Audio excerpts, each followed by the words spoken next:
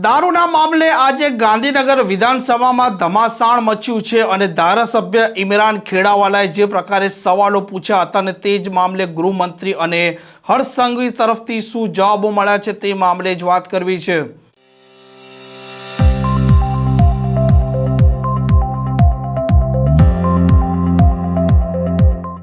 નમસ્કાર, આપ જોઈ રહ્યા છો હોટલાઇન ન્યૂઝ અને હું છું આપની સાથે તોફિક ગાંચી। ગુજરાતમાં દારૂબંધી કેવળ અને કેવળ પેપર પર છે, આવી ચર્ચા હવે જગ જાહેર થવા માંડી છે, કેમ કે અનેક જગ્યાએ દારૂ છે તે પોલીસ પકડી પણ રહી છે અને દારૂ વેચાઈ પણ રહ્યો છે। આ બંને હકીકત છે અને ગુજરાતમાં રાજસ્થાન અને મધ્યપ્રદેશ બોર્ડર છે તેમાંથી વીતેલા 2 વર્ષમાં કેટલો દારૂ ઘુસાડવામાં આવ્યો છે, આ મામલો આજે ગુંજ્યો હતો ગુજરાત વિધાનસભામાં અને ગૃહ વિભાગની પ્રશ્નોત્તરી દરમિયાન ધારાસભ્ય ઇમરાન ખેડાવાલાને જવાબ પણ મળ્યો હતો, કેમ કે ગૃહ વિભાગના વડા છે હર્ષ સંઘવી અને 2 વર્ષમાં આ બોર્ડર પરથી પોલીસે 38 કરોડ રૂપિયાનો દારૂ ઝડપ્યો છે અને આ મામલે ધારાસભ્ય ઇમરાન ખેડાવાલા વરસ્યા છે। આજે ગુજરાત વિધાનસભાના અંદર જે પ્રમાણે મારો પ્રશ્ન હતો એ પ્રશ્નના અંદર સરકારશ્રી તરફથી જે જવાબ આપવામાં આવ્યો કે આ ગાંધીના ગુજરાતના અંદર જે પ્રમાણે દારૂની રેલમછેલ થાય છે અને જે બોર્ડરો ઉપરથી રાજસ્થાન અને મધ્યપ્રદેશની બોર્ડરો ઉપરથી જે પ્રમાણે દારૂ ઘુસાડવામાં આવે છે અને જે પ્રમાણે કરોડોની સંખ્યાના અંદર આપને કહું કે કરોડોની સંખ્યાના અંદર દારૂની બોટલ અને બિયરની બોટલો પકડવામાં આવી છે। સરકારે છેલ્લા 2 વર્ષના અંદર જે આંકડા આપ્યા છે તે ખૂબ જ ચોંકાવનારા આંકડા છે કે 38 કરોડ રૂપિયાનો દારૂ બોર્ડરના અંદર ઘુસાડવામાં આવ્યો છે।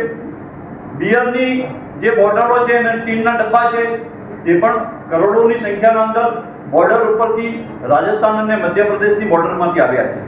આ ગાંધીના ગુજરાતના અંદર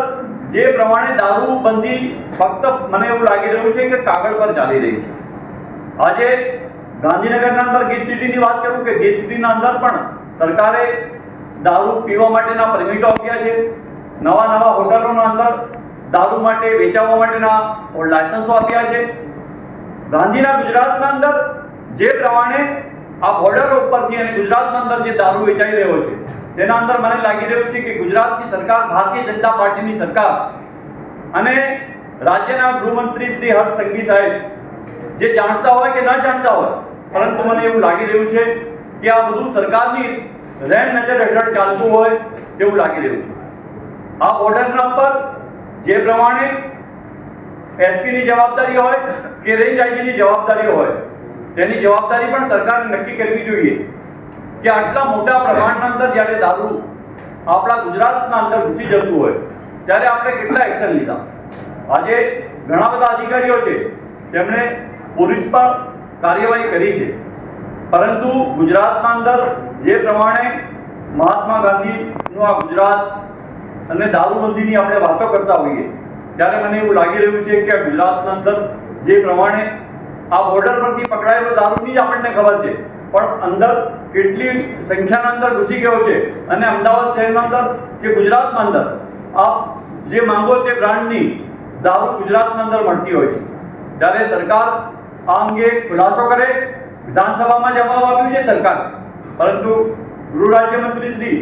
સરકાર અને મને પણ ખાતરી આપે કે ગુજરાતના અંદર એક ટીપું પણ દારૂ નહીં આવે।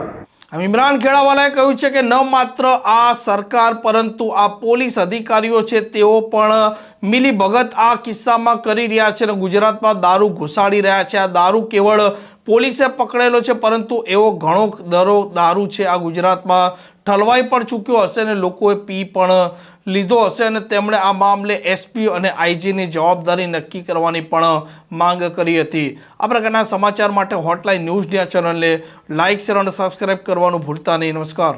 આવા પ્રકારના વિડીયો તમને જોવા ગમતા હોય તો હોટલાઇન ન્યૂઝ ચેનલને